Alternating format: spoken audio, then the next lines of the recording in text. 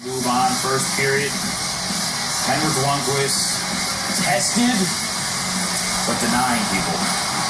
The late bounce, and this is a terrific save by Lundqvist on the second man in, and that I guess is an indication of where his mind was at. He was right on the ball. Eagle robbed there later on in the first. Well, Alexander Ovechkin, talk the talk here. He is walking the walk. Yeah, he gets away from McDonough just momentarily, and that's all it takes. He snaps it home. The Capitals bench celebrates, and Ovechkin's a happy guy. He's got the 1-0 lead. He got 4 games without a point. He gets the goal there. He gives his team the 1-goal lead. On the other side, it's Rick Nash. Is he going to equalize? Hope he's there. No, short-handed try by Nash. He had plenty of time to think about this one.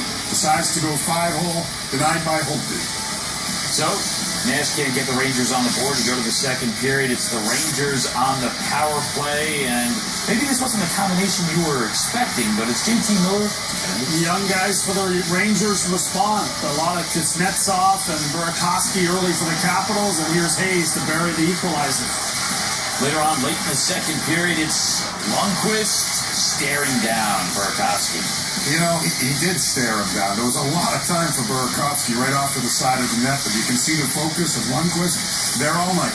Third period, and the Caps still bringing the physical element. Brooks Orpik, the hit on Dan Boyle. Looks like a hit to the head to me. And Boyle out of this game. Brooks Orpik not penalized on the play.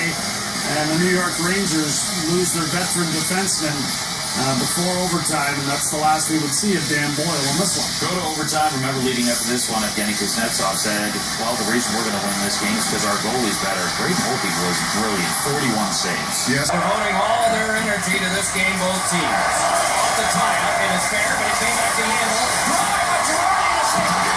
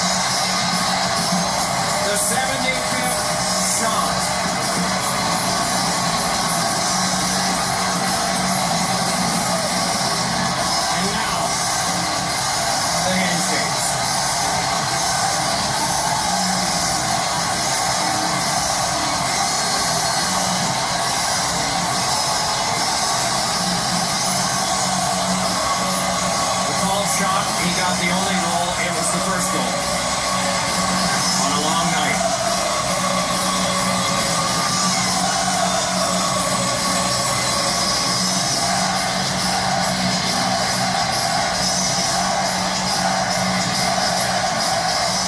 A bit of chiding early in the series, and now the quickly melting hostility and congratulations.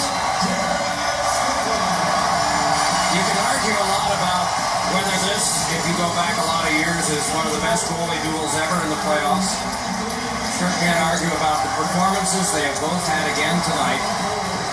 They are a long ways apart right now, blue line to a blue line, but we watched Lundqvist move through, get the congratulations of his countryman Backstrom, and eventually the two guys holding the most equipment and most responsibility will meet probably near the red line.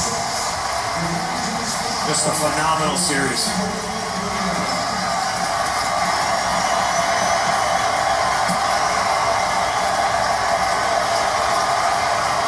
The overtime winning scorer, Stepan.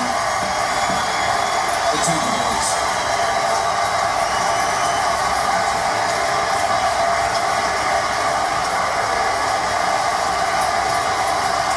The Rangers will host Tampa Saturday.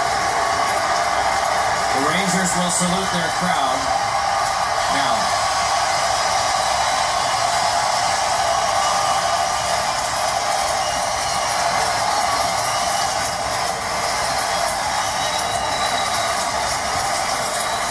Well, the game-winning handle to the point. The shot from Girardi, big rebound. Opie could never get back to his feet. And the reaction from Derek Stepan. And the Rangers move to the East Conference Final. And the reaction from Henrik Lundqvist. And from the Ranger bench to set face-off play.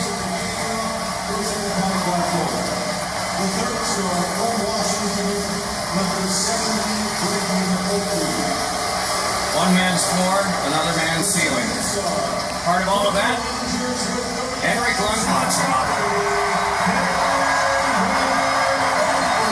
Now we'll get to Henrik after he salutes his crowd. Take us through the beginning of overtime, first of all. I think last overtime in this building, we came out jumping, and they were sitting back a little bit. It felt like they wanted to change that. They came out flying, and we had some tough times getting the puck out. That's when we get in really big trouble, but you just have to hope for the best in a situation like that. Puck bounce everywhere, guys are blocking shots, and in a game like this, and even the past games we play against this team, it's just the difference is so small, so you just have to do your job and kind of hope for the best. Henrik, when every game is like that, it's a one-goal game. What goes through your mind in terms of preparing? Well, it just adds a little more pressure to keep your focus and make the right decision, because you can't get caught up in everything around you. And I thought about going into overtime. Wow, this game, there's so many things you can't control. You play your game, but there's so much other things that you need to rely on, and it's a team game, and that's the beauty of the game. So it's just so fun when you pull it off like this. You told me before, or after the last game, when it was after the overtime win, you said everybody was calm, cool, and collected in the dressing room. How was it before the game 7? We did. Indiana came out big, and it's just a great feeling. Second time you're going to the Eastern Conference Final in 2 years. What's the message you have for Ranger fans?